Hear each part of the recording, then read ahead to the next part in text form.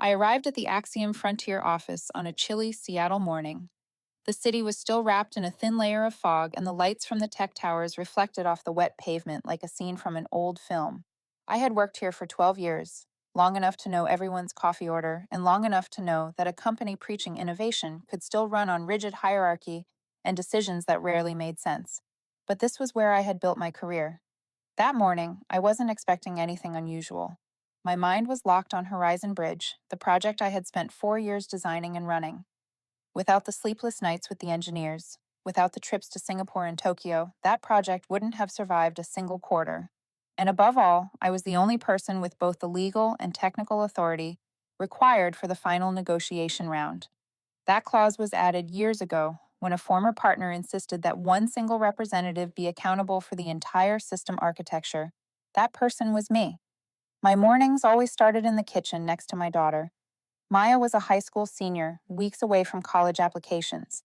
She came downstairs with her hair tied in a rush, hugging her SAT booklet, eating breakfast while telling me about her friends submitting scholarship essays. I knew that behind her calm voice was the same worry I tried hard to hide. After the divorce, raising her alone had made me painfully careful with every dollar. But I always told her the same thing: work hard and let me handle the rest. We talked about homework, her dream schools, and the major meeting I had later that week. When I dropped her off, I kept my smile a moment longer so she wouldn't see how tired I really was. She closed the car door, waved, and ran inside. I watched her longer than usual. When I walked into the office, something felt off. Conversations were happening in corners, small groups whispering. Someone glanced at me, then looked away too quickly. I opened my internal email and saw the announcement sent earlier that morning. Axiom Frontier had a new CEO, Bryce Coleman, son of Chairman Lawrence Coleman. I hadn't met Bryce more than a handful of times, usually at corporate family events. He was 30 years old with a top-tier degree, but barely any real-world experience. He had done a few consulting projects, nothing that resembled actual leadership. Rumor had it Lawrence wanted to place him somewhere important, but I didn't think it would happen this soon. I had barely finished the email when I heard sharp footsteps hitting the floor. Bryce walked through the main hall, flanked by several mid-level managers. His face held the kind of confidence and arrogance you only see in someone desperate to prove himself. He stepped onto the podium for a short speech. He talked about change, speed, and new direction. It sounded more like memorized slogans than a real strategy. I looked around. Faces were tense, but no one dared show it. When Bryce wrapped up, he walked straight toward me. I didn't even have time to brace myself before he told me to come to his office. Immediately. No hesitation in his voice. I followed him, keeping my expression steady. When the office door shut, Bryce stood behind the desk, flipping through a few papers, as if searching for an excuse to justify what he was about to say. He didn't invite me to sit. That alone was a message. He talked about a new vision, a new team, and how I no longer fit. Then he fired me. No explanation, no discussion, no space for a single word from me. I stood there for a few seconds, empty. My mind couldn't decide how to react. I was the only authorized negotiator for the international contract. I had built Horizon Bridge from the ground up. But Bryce didn't know, or didn't bother to read, any of that. He just wanted a display of power on his first day. I almost mentioned the contract, the binding clause requiring me to be at the negotiation table, but I stopped. One look at him told me he didn't care. He needed a bold move to prove he wasn't just the chairman's son. So I nodded, said nothing. I walked out with the calmest posture I could manage, even though my hand trembled when I touched the doorknob. As I passed the workstations, colleagues looked at me with quiet sympathy. A few stood up, ready to ask what happened, but I shook my head. I wasn't dragging anyone into this. I packed my things in silence. When I opened my drawer, a photo of Maya and me slipped out. I picked it up and stared at it for a long moment. Both of us are laughing under the summer sun. I put the picture into my bag, feeling the weight settle across my chest. I hadn't just lost a job. I had a future to protect. When I stepped outside, I paused and looked up at the Axiom Frontier logo glowing on the glass facade. 12 years of work, erased with one sentence. But I knew this wasn't just a staffing change. The look Bryce gave me, the way he carried himself, Something about it didn't add up.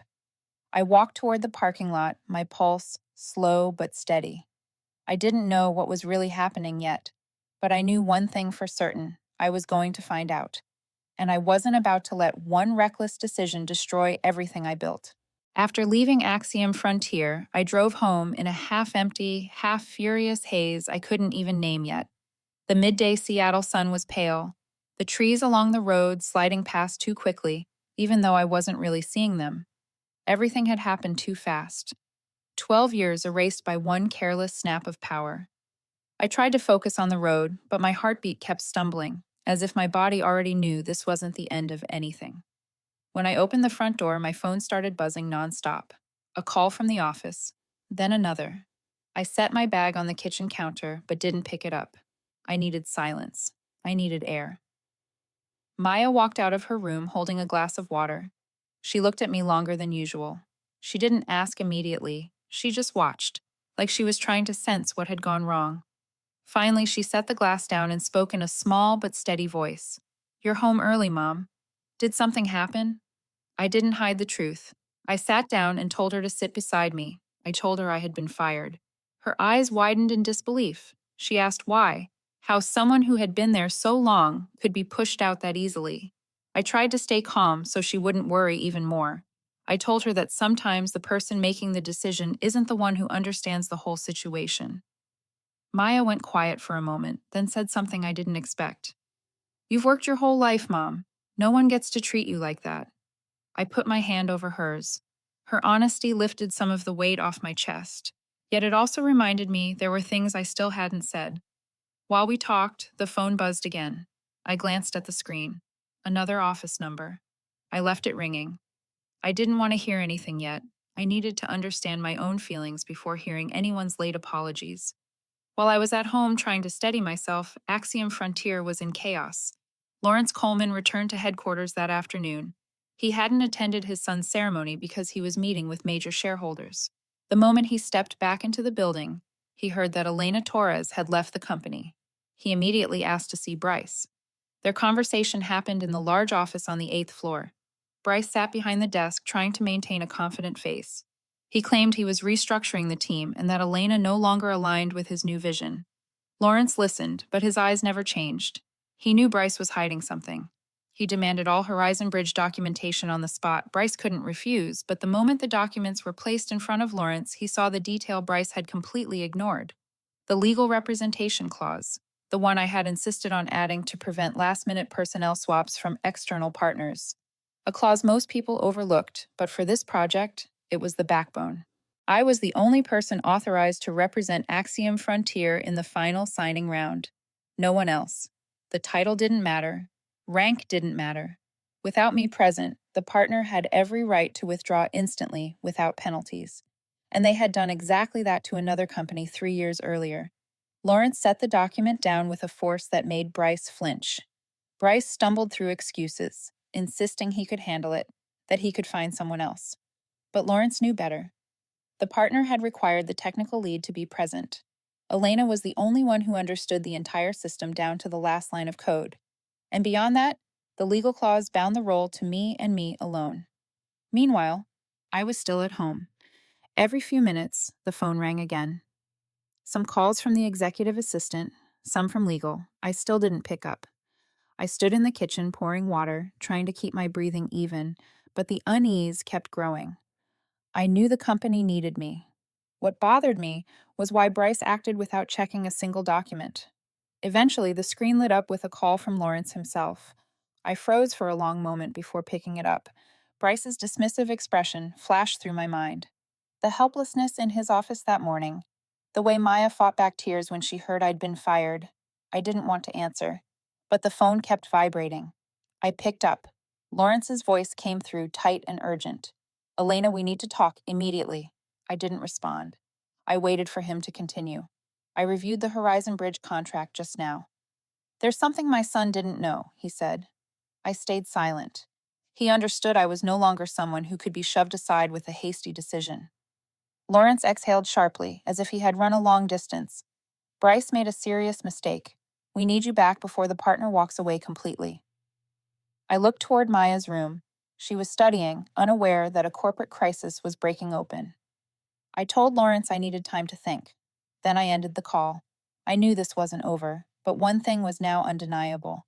If Axiom Frontier wanted to save the project, they needed me, and I was no longer someone they could discard. I knew that when Lawrence called me, things inside the company had already spun far beyond Bryce's control. Someone like him would never accept that one impulsive decision could cost Axiom Frontier the most important contract it had pursued in years. And just as I expected, Bryce didn't choose honesty. He chose to fight back. During the hours I stayed silent, Bryce had already begun rewriting the story. He told a few people in his inner circle that I had intentionally designed Horizon Bridge in a way only I understood, that I created binding protocols to hold on to power and force the project to depend on me. He claimed that being the sole representative in negotiations was something I pressured the previous leadership into approving. None of that was true, but to people who didn't know the full picture, Bryce's version sounded plausible.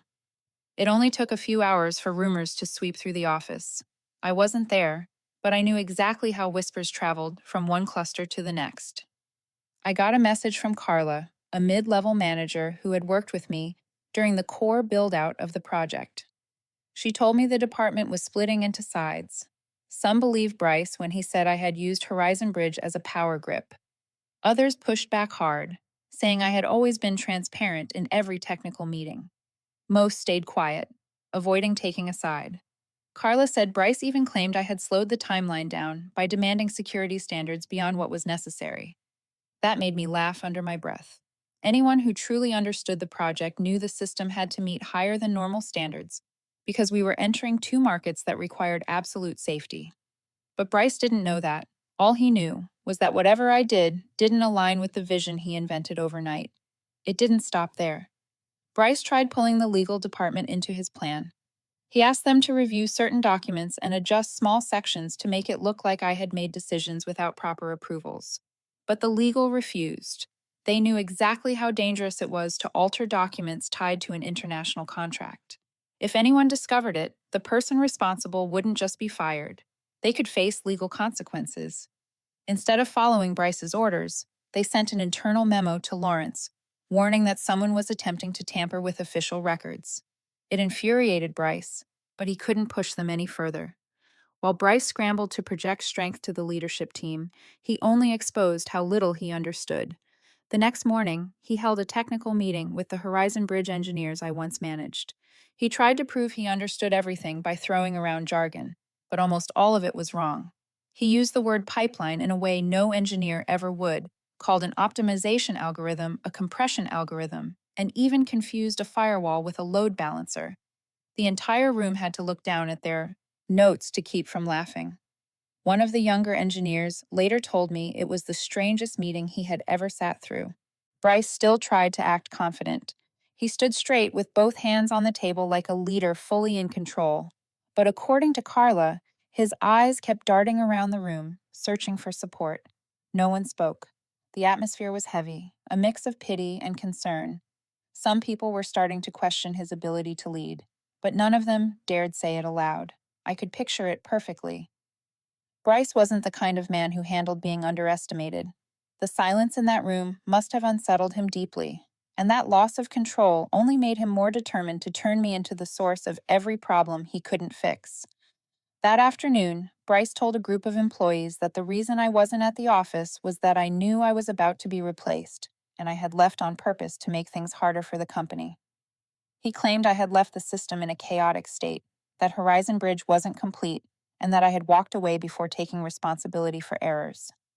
None of it was true, of course, but Bryce said it with enough firmness to convince newcomers who didn't know my history. I knew what Bryce was trying to do. In many companies, when a veteran disappears suddenly, suspicion grows on its own. He was exploiting that, steering the internal narrative, so that when I returned, people would look at me with doubt instead of respect. What Bryce didn't understand was that in over a decade, I had worked with too many people. They knew who I was. They knew I never hid anything in my work. And most importantly, they knew Horizon Bridge could not function without absolute transparency. That evening, I sat in the living room, watching my phone light up again and again. Messages from colleagues, from managers, from legal. I didn't respond. I wanted Bryce to have more time to expose his own incompetence. I wanted the pressure to build until Lawrence had no choice but to see the truth without me saying a single word. I knew Bryce was fighting back to cover his mistake, but the harder he fought, the more he lost control. And every attempt to pin the blame on me only made one thing clearer. Bryce had nothing but hollow confidence. I stayed silent. I waited. And I knew that when I walked back into that building, it wouldn't be in weakness. It would be at the exact moment when the truth left the people in power with nowhere else to go. I didn't respond to Lawrence the day he called. I wanted to step back and see the whole picture clearly. I knew his call wasn't about my feelings. It came from the fact that Axiom Frontier was standing at the edge of losing the biggest international contract in its history. But I also knew Lawrence wasn't like Bryce. He didn't make impulsive decisions. If he wanted to meet me in person, it meant he was ready to confront the consequences of his son's mistake. The next morning, Lawrence sent me the address of a small cafe near my home, a quiet place with wide windows looking out onto the street, warmer than the cold corporate halls. I arrived a few minutes early. Lawrence was already there, holding his cup of coffee like someone who hadn't slept. He did not attempt to hide his exhaustion. When I approached, he stood up immediately. "Elena, thank you for agreeing to meet." His voice was low, stripped of the authority of a chairman. I gave a slight nod and sat down, still guarded. He didn't circle the issue. He told me Bryce had hidden what happened, and he only discovered the truth after reviewing the contract documents. He said he had made a mistake by giving Bryce full authority too soon. Then he apologized, and the sincerity in his tone caught me off guard. I didn't reply right away. I looked out through the window. Seattle was drizzling, raindrops sliding down the glass, like the thoughts running through my mind. I didn't want emotion to take over. I needed clarity. Finally, I said a simple sentence. An apology isn't enough. Lawrence didn't argue. He only asked what I needed to return. I knew this was my chance to rebuild what had been broken, not to punish Bryce, but to protect the project and my team. I spoke slowly, one point at a time. First, I wanted full authority over Horizon Bridge. No shared ownership, no partial oversight. I needed a signed guarantee that no one could interfere with my technical or strategic decisions. Lawrence agreed instantly. Next, I said I couldn't work in an environment where Bryce could insert himself at any time. I required that he be removed from all decision-making related to Horizon Bridge. I looked directly at Lawrence as I said it. He drew a breath and nodded again. I continued. I wanted an independent audit group to investigate recent irregularities. I wanted every act of altering or manipulating documents, any attempt to distort information, brought into the open. I didn't name Bryce, but we both knew who I meant. Lawrence didn't agree right away, but after a long moment, he said yes. Finally, I stated the most important condition. I asked him to reevaluate the entire CEO appointment process, not just because of Bryce, but for the company's future. Axiom Frontier couldn't run on family privilege. It needed real mechanisms to check power. Lawrence sat still for several seconds. Then he set his cup down as if he had just accepted the most difficult decision of his career. He agreed. After I listed my conditions, Lawrence didn't try to negotiate. He knew I wasn't asking for anything unreasonable. The meeting ended with a short, firm handshake. When I left the cafe, the rain was still falling, but my mind felt clearer. I had taken back the control I once lost. By noon, Lawrence sent me the written confirmation. I read every line carefully. The language was clear, binding, exactly as I required. Only after making sure there were no gaps did I reply that I would return to the company in the early afternoon. When I walked into Axiom Frontier, the hallway fell silent. The faces I had known for more than a decade watched me with a mix of curiosity and relief. A few people sat back quickly, afraid to look supportive. I understood. No one wanted to take sides now. I simply nodded and kept walking. The feeling of stepping back into a place that had pushed me out only a day earlier made me realize how much stronger I was than I ever gave myself credit for. Not because they asked me to return, but because this time I was walking in on my terms. As I passed the strategy department, I saw Bryce standing at the end of the hallway. He was talking to a junior manager, but his eyes were fixed on me. His expression was tense beneath the forced smile. He had already heard I was coming back, and he wasn't handling it well. But there was nothing he could do now. Not today. I kept walking, eyes forward. I didn't stop. I didn't provoke him. A single small nod as I passed was enough to thicken the air around us. I entered the conference room where Lawrence was waiting. He stood as I opened the door. No hesitation, no excuses, only a short statement. "Let's begin, Elena." I nodded. This time, not just to accept the work, but to affirm that I had returned on my own terms. The international meeting was scheduled for the next morning in the largest conference room on the sixth floor.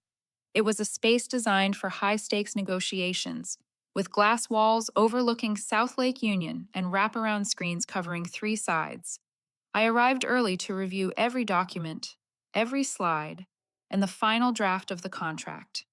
I wanted to make sure there were no mistakes, especially now that Bryce was trying to push me out of the picture. At exactly 9 o'clock, the teams from Singapore and Tokyo joined. They connected through video from their headquarters, the image so clear I could see the reflections on their conference tables. The Singapore team had 2 people, a regional director and a security specialist. The Tokyo group was larger, with the chief technical officer and 3 system engineers. All of them were serious, focused on every detail. I stood and greeted them in English, then switched to Japanese to greet the Tokyo side. They looked surprised for a moment before nodding, with the quiet respect I recognized well. In international negotiations, language was not just a courtesy, it was leverage. My Japanese wasn't perfect, just professional and polite enough to set the tone. But that was all it took to ease the room. Bryce walked in right afterward. I heard the door open sharply, then slam shut. That familiar heaviness followed him. He chose the seat right next to me, a position he likely believed projected authority. But only a few minutes into the meeting, Bryce realized he was not the center of anything. I opened with a summary of the last 7 months of progress. When the Tokyo engineers asked about the secondary connection protocols, I switched to Japanese to answer, then repeated the explanation in English for the Singapore team. Every person in the room was focused on the clarity of my responses, on the way I bridged both cultures and technical angles. Bryce stared at me like he was watching someone he had never really known before. I recognized that look. It was the look of a man seeing, for the first time, that real capability could not be faked with confidence. Half an hour in, Bryce started to feel himself slipping out of relevance. Maybe to prove he still had a role, he cut into a question about data decay rates. He offered a number that I knew instantly was wrong, not just slightly wrong, wildly off, enough to make the Singapore specialists exchange puzzled glances. I waited until he finished, then corrected him calmly. I said the correct rate was 3%, not 14, and explained why we maintained such a low decay threshold to preserve long-term system stability. I didn't look at Bryce, but I felt the irritation radiating from him. Meanwhile, the screens showed the faces of partners who were listening only to me. Bryce had vanished from their attention. The Tokyo team wanted to verify the system's load capability. I brought up the 3-dimensional model. The screen lit with horizon. Bridge's full architecture, every security layer, every simulated data flow, every allocation algorithm I had spent hundreds of hours refining. I manipulated the model directly on the screen, showing how the internal AI predicted bottlenecks and rerouted data automatically. I alternated between English and a few Japanese terms to keep the explanation fluid. Bryce sat there watching the display, though it was obvious he understood barely a fraction of what was being discussed. He kept his face neutral, but his hand tightened on his knee. I didn't blame him. This project was too complex for an outsider to grasp in a few weeks, but Bryce would never admit that. When I finished, the Tokyo team conferred quietly, then said the optimization exceeded their expectations by a wide margin. The Singapore representatives nodded in agreement. One of them said it was the most advanced implementation they had seen from an American company. I bowed slightly in thanks. In that moment, I felt the weight of my effort finally being recognized. Bryce interrupted again, trying to steer the conversation toward the financial strength of Axiom Frontier. But at this stage, that didn't matter. The partners weren't evaluating corporate slogans. They were evaluating the system, the team, and the person leading it. All of that was sitting with me. None of it was with Bryce. The meeting lasted nearly 2 hours. When it ended, the Singapore team said they wanted to move to the final signing next week, on the condition that I personally be present. Tokyo agreed. It was the clearest signal possible. Without me, the deal would not have happened. Once both video connections were disconnected, the room fell quiet. I collected the documents and powered down the three-dimensional model. When I turned back, I caught Bryce's stare. It wasn't just irritation anymore. It was confusion mixed with anger. The look of someone watching me command a space he had assumed would belong to him. He stood abruptly and walked out, faster than usual, without a word. I knew Bryce wouldn't accept any of this. I knew today's meeting wouldn't make him back down. In fact, it would fuel him. And when he closed the door behind him, I felt it clearly. Bryce was already planning his next move, a move aimed directly at me. After the successful international negotiation, I assumed Bryce would finally accept the reality that he had no meaningful role in Horizon Bridge. But I underestimated how far his stubbornness could reach. Instead of stepping back, he shifted into a new form of retaliation. No more rumors, no vague insinuations. This time, his moves were calculated enough that anyone not paying attention could fall straight into his trap. That afternoon, I discovered several system files had been altered. Not major changes, just small numerical tweaks in the load prediction tables. But I knew every line of that documentation, every mathematical model. A single incorrect value could trigger questions about system stability from our partners. The moment I saw those numbers, I knew someone had touched them. I checked the access logs, but the system showed a read-only account. That made no sense. I recorded the timestamp and saved the log to my own secure drive. About an hour later, I received an email from a secondary partner in Singapore. They asked why I had sent them a presentation with numbers different from the ones we had reviewed earlier that morning. I opened the email they referenced. It had been sent from my account 25 minutes earlier, attaching a presentation filled with inaccurate data. I had never written that email. A heat ran down my spine. This was no longer an internal misunderstanding. This was deliberate. I checked my own inbox. The email wasn't in my sent folder. That confirmed it had been sent from another machine using my credentials. Bryce was behind this. But suspicion alone wasn't enough. And if I knew anything about power-hungry men like Bryce, it was that confronting them without airtight proof was a losing game. The next morning, during a virtual meeting with Tokyo, another incident occurred. The slides shown on screen were the incorrect version I had found the day before. The partners stopped immediately, their expressions shifting. They asked why we had delivered two conflicting datasets within 24 hours. I took a steady breath and requested a pause. I told them there was an internal file management issue and that I would report back after verification. This was the moment where a project could fall apart. I knew Bryce was somewhere watching this unfold. I knew he was hoping the partners would lose trust. But Bryce didn't understand that I didn't handle crises emotionally. I handled them with evidence. Right after the meeting, I went to the engineering room and checked all access logs for the presentation files. This time, the trail was clearer, a login from a workstation on the fourth floor. That floor wasn't part of my team. I backed up every log to an external drive. As I was reviewing the data, a young engineer named Daniel walked in. I had mentored him during his first year. He looked uneasy, then spoke quietly so no one else would hear. "I think you need to see this." He handed me a small USB drive. Said he had accidentally seen Bryce's IT assistant logging into the server late the previous night. That alone wasn't unusual. The IT team often worked overnight. But Daniel saw the assistant opening my project folders. When Daniel asked why, the assistant said Bryce had asked him to review a few files. But Daniel noticed he wasn't just reviewing, he was editing. I knew Daniel wasn't lying. He wasn't someone who involved himself in other people's conflicts. If he came to me, it meant he understood that the situation had crossed a line. I thanked him and told him to stay quiet. Bryce had gone too far. This was no longer a power struggle. This was a sabotage of company assets. But I couldn't confront him directly. Not yet. Not without a complete chain of proof and the proper procedure. That night, I came home late. Maya was at her desk studying, but the moment she heard the door, she turned toward me. One look at my face, and she knew something was wrong. "Working late again?" she asked. I set my bag down and tried to find a calm tone. Everything is under control, just a few things I need to finish. But she didn't believe me. When she saw me staring at access logs until 2 in the morning, she came to sit beside me. Her voice was soft, almost afraid of distracting me. Mom, I don't need an expensive school. I just need you to be okay. Her words tightened something in my chest. I wrapped my arm around her shoulders and said the only thing I could. Everything will be fine. I promise.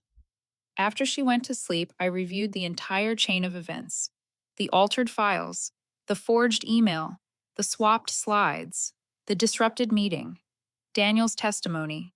Each piece pointed to the same source. Silence was no longer an option. The next morning, I sent a formal request to Human Resources and the board. I demanded an immediate internal investigation. I stated clearly that the project had been tampered with and that I possessed concrete evidence. I knew this would trigger days of tension unlike anything before, but it was the only way to protect my work, my team, and the future I was fighting for. I hit send. Then I straightened my back. The real battle had just begun. The internal investigation unfolded faster than I expected.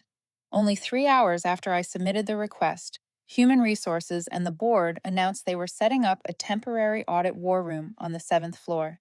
It had been an oversized conference room with a table for 20 people, now transformed into a command center filled with computer screens, documents, and a whiteboard stretching almost the entire wall.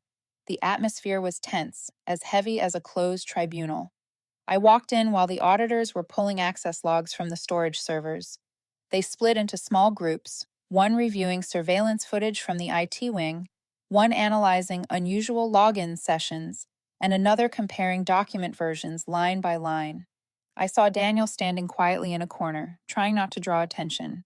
When our eyes met, he gave a subtle nod, a silent reassurance that he was ready to step forward if needed. I sat in the chair assigned to me. Several people turned briefly to greet me with steady, reassuring looks. They knew I wasn't the source of the problem. They knew the situation couldn't be ignored. And they knew I would be under pressure the moment Bryce walked in. Close to noon, Bryce arrived. He walked in with an unreadable expression, but the tension was visible in the stiffness of his steps. He forced a faint smile, as if trying to minimize the investigation, but no one in the room returned it. Every face was cold in a way I had never seen at this company. The meeting began with the audit team's preliminary report.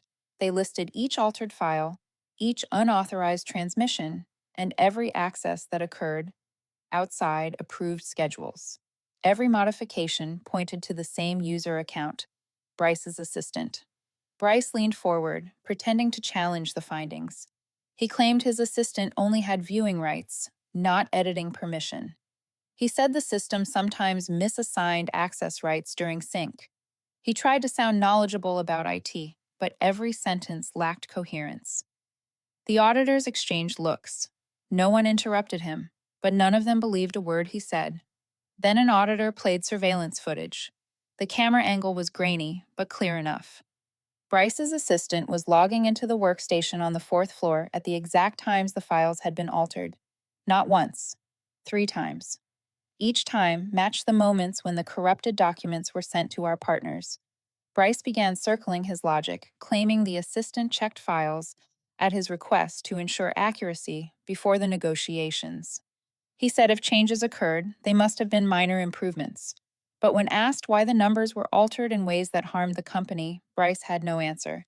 He tried blaming someone else for using the workstation, but the footage showed the assistant inside the IT room the entire time. I knew this was the moment I needed to speak. I stood. Every head turned to me. Bryce watched me with the wary look of someone afraid I might reveal something he couldn't counter. I kept my voice steady. No one is forcing you to take responsibility. The facts speak for themselves. You don't need to explain further. Every access log, every altered file already tells the story. The room went still. Even the keyboard stopped. Bryce opened his mouth, then closed it again. His gaze shifted around the room as if searching for an ally, but no one stood with him. Then Lawrence walked in.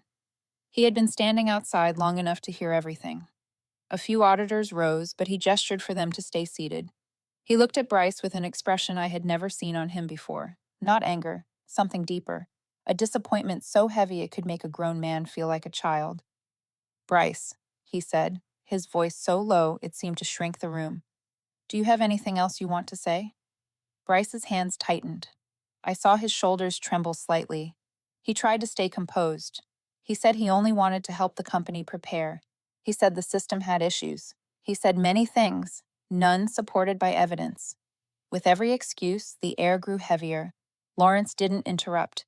But when Bryce finished, he asked only one question. "Why would you alter the files of the very person who built the system you depend on? What were you afraid of?" No one added a single word. Bryce stared down at the table, unable to look anyone in the eye. I knew this moment would be remembered in the company for years. Lawrence turned to me. He didn't apologize. He simply gave a small nod, an acknowledgement that I had been right from the beginning. Then he instructed the audit team to prepare a final report for the board within 24 hours. When the meeting ended, Bryce remained frozen in place, as if the weight of the truth pinned him to the floor. He glanced up at me once, his eyes filled with confusion and the collapse of someone who had always believed power would shield him from consequences. But today, the only thing left standing was the truth. The board meeting was scheduled for the next morning. I arrived early, standing in the hallway as people filed into the room one by one. Their faces were more serious than usual, likely because they knew this wasn't a routine meeting. Some looked at me with a mix of reassurance and worry. I understood both. When I stepped inside, Bryce was already there. He sat at the far end of the table, trying to keep his posture straight, though his hands were clenched tightly enough to show the strain. Lawrence sat at the head of the table, his expression unreadable. The auditors prepared their documents, and the large screen was ready to display the timeline of events. The meeting opened with the steady, cold voice of the audit lead. He presented each point one by one: the timestamps of the altered files, the workstation locations, the login credentials, footage of Bryce's assistant appearing at the exact times the edits occurred. Then the forged email was sent from my account to the Singapore partners. The system cross-check showed no record of it in my actual inbox, confirming unauthorized access. Finally, the corrupted presentation was used during the Tokyo meeting. Everything was laid out calmly, with zero leniency. The more Bryce listened, the more unsettled he became. He leaned back, then forward, as if no position could ease the pressure settling on him. When the auditors began playing the surveillance clip, Bryce shot out of his seat. "This is being interpreted wrong," he said, voice shaking but trying to sound decisive. "My assistant acted under my instructions. We didn't alter those files. Someone must have fabricated the evidence. Those logs could have been manipulated." The audit lead replied immediately, his tone flat. "We cross-checked the logs with the backup server. There is no sign of tampering. Everything matches 100%. The security footage is also unmodified. The verification was submitted to the chairman last night." Bryce looked around, searching desperately for support. No one spoke. I saw him swallow hard before turning to Lawrence, silently pleading for rescue. But Lawrence didn't look at him. He kept his eyes on the papers in front of him, as if reminding himself to stay composed. Bryce exhaled sharply, then pointed at me. "All of this started because of her. She's trying to destroy me. She wants to take back power. I was restructuring. She probably orchestrated this entire thing just to bring me down." I looked at Bryce, not angry, only seeing a man drowning in his own desperation. I stood slowly. The room shifted its attention to me. I opened the folder I had brought from the beginning. Inside were my independently saved access logs, server verification copies, and Daniel's written statement describing the exact time he saw Bryce's assistant inside my folders. I placed the folder in front of Bryce. My voice remained even. "You can say whatever you want, but these are independent records. They don't rely on me. They don't rely on you. They simply reflect what happened." Bryce stepped back half a pace as if the folder weighed more than paper. A few board members leaned in, scanning the documents. No one argued. No one questioned. The evidence was final. At last, Lawrence lifted his head. He looked at Bryce for a long time, long enough for the entire room to hold its breath. I saw pain in his eyes. Not the pain of a chairman, the pain of a father watching his son destroy everything handed to him. "Bryce," he said quietly but sharply, "we gave you chances. Many chances. But what you've done is not just a mistake, it is sabotage. It endangered the entire company. Bryce tightened his jaw, ready to argue again, but Lawrence continued. Effective today, you are suspended from the position of Chief Executive Officer until the board issues its final decision. But given the evidence, I think you understand the outcome will not change. Bryce shot to his feet. He looked around once more, hoping someone would speak up. No one did, not a single person. He glanced at me, his eyes mixed with anger and despair, then walked out of the room without a word. His footsteps were so heavy they echoed in the hall. When the door closed behind him, silence took over. Lawrence lowered his head, picked up his pen, and signed the first suspension document. His hand trembled slightly. When he set the pen down, he closed his eyes for a brief second. No one spoke. Even though removing Bryce was the right decision, no one felt triumphant. It was like watching an old bridge finally collapse. The cracks had been there for a long time, but the moment it fell still stunned. The meeting adjourned. As I stepped into the hallway, employees pretended to work while stealing glances at the door Bryce had just exited. Some exhaled in relief. Some shook their heads in disbelief. But most said nothing, trying to continue as if the company hadn't just gone through a storm. I walked slowly, feeling the air a little lighter, though exhaustion settled deep in my bones. The real battle was over, but I knew there was still more ahead of me. After the board meeting and Bryce's removal, the atmosphere inside the company shifted completely. The tension that had stretched across weeks began to dissolve. People tried to continue their work as usual, but everyone knew we were standing in the middle of a transition. So was I. 3 days later, Horizon Bridge was officially cleared for the signing phase. The Singapore team sent a confirmation email for the final meeting, and the Tokyo team expressed gratitude for the transparency and integrity in how the system issue had been handled. I attended the virtual signing, and both sides stated plainly that they trusted my technical leadership. When the contract was finalized, a wave of relief washed through the entire project team. Despite Bryce's interference, the numbers, the algorithms, and the effort behind them had endured. That afternoon, Lawrence sent me a short email. He wanted to see me in the chairman's office. When I walked in, he was standing by the window, looking down at the busy street. As I closed the door, he turned, a faint smile appearing for the first time in weeks. "Elena, this company owes you more than a thank you." I didn't answer. I knew he still carried the weight of what his son had done, but he had chosen the right path.